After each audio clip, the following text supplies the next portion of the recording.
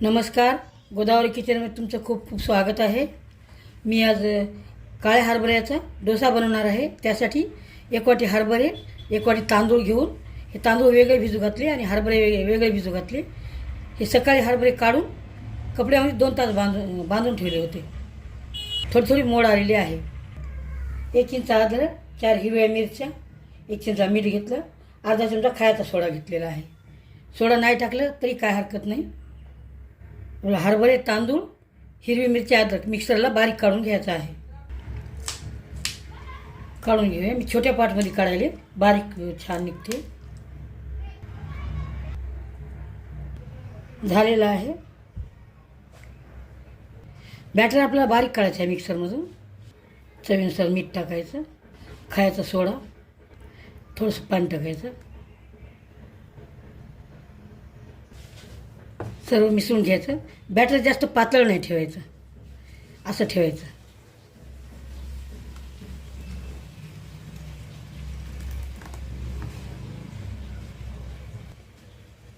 Batter असं पाहिजे बघा।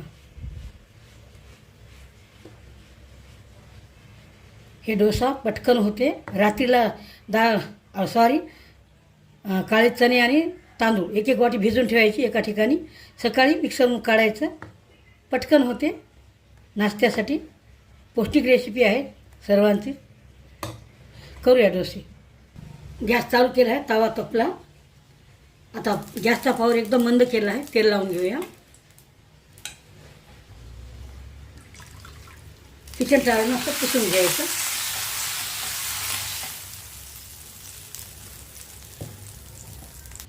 मंद आचेवरच आपल्याला डोसा पसरून घ्यायचा आहे। बॅटर टाकायचं हलक्या हातानं असं।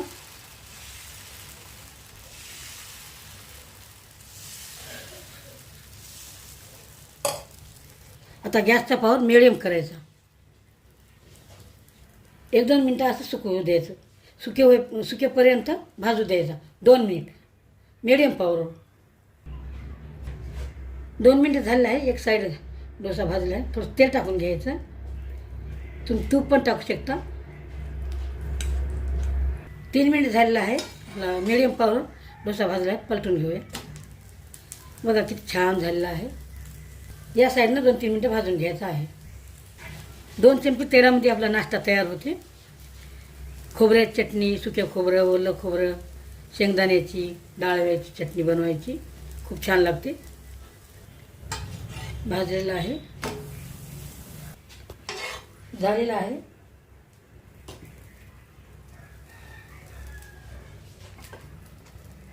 बघा किती छान झालेला आहे। काढून घेऊया। दुसरा पण टाकायचं, थोडंसं तेल लावायचं।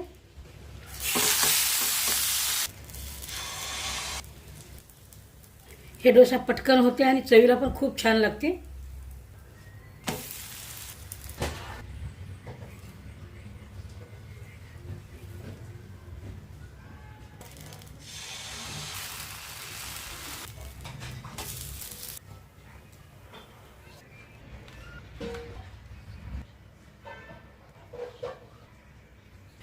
आपले काळ्या हरभऱ्याचे डोसे झालेले आहे। पटकन होणारी रेसिपी आहे, पौष्टिक मुलांची सर्वांची। सकाळच्या घाई गडबडीमध्ये करून बघा। रेसिपी आवडली तर लाईक आणि सबस्क्राईब करा। चला तर मग भेटूया दुसऱ्या रेसिपीसोबत।